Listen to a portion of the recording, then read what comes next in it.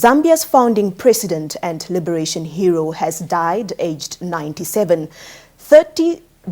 At around 2:30 this afternoon at the Minor Soko Medical Center in Lusaka. On the line, we are joined from Lusaka by Henry Gilazi, a journalist and former diplomat. Good evening and welcome, Mr. Gilazi. Good evening, Alago. So how did the Zambians receive the death of Kaunda? Zambians are saddened with this death. Kenneth Kaunda, KK as he's fondly called here, is the founding president of Zambia. Sentiments on the streets are that those of shock. All Zambians loved Kaunda, for he was a God-fearing man. Kaunda always encouraged both the young and old in Zambia to love one another and to be peaceful at all times. Mr. Gilazi, what has the mood been like in Lusaka? The news actually started breaking out in the afternoon. So everybody was somehow caught unawares and shocked, although the nation was told earlier this week that Dr. Kaunda had been admitted on Sunday.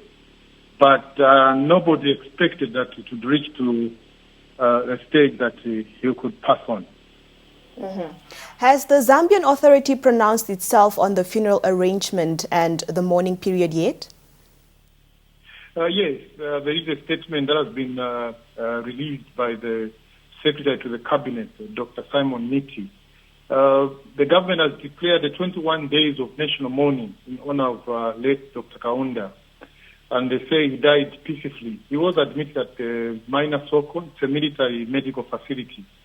So during these 21 days, which start, I think, immediately, all activities of entertainment nature have been suspended with immediate effect. And all the flags at every building will fly at half-mast.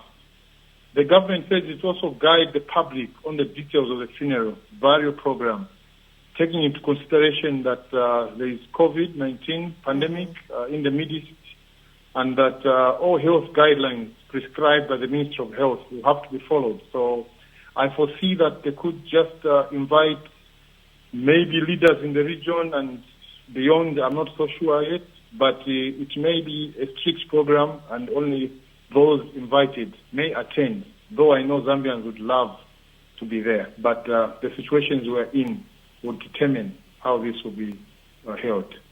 Yes. All right. Now, have there been any reactions from Zambia's political parties and neighboring countries? Oh, yes. The messages are pouring in from all over. Locally here, this is an election year. We are going to the elections on the August 12th. So all political parties that are taking part in these elections are already announcing suspensions of their campaigns. Regional leaders are also sending their messages. But as we go on, I'm sure everything else will be put into place and see how this funeral will be held. Thank you very much for joining us, Mr. Gilazi, and our condolences to the Zambians. Please appreciate and thank you. Well, that was Henry Gilazi, a Zambian journalist based in Lusaka, talking to us about the death of Zambia's founding president, Kenneth Kaunda, who died in Lusaka today. May his soul rest in peace.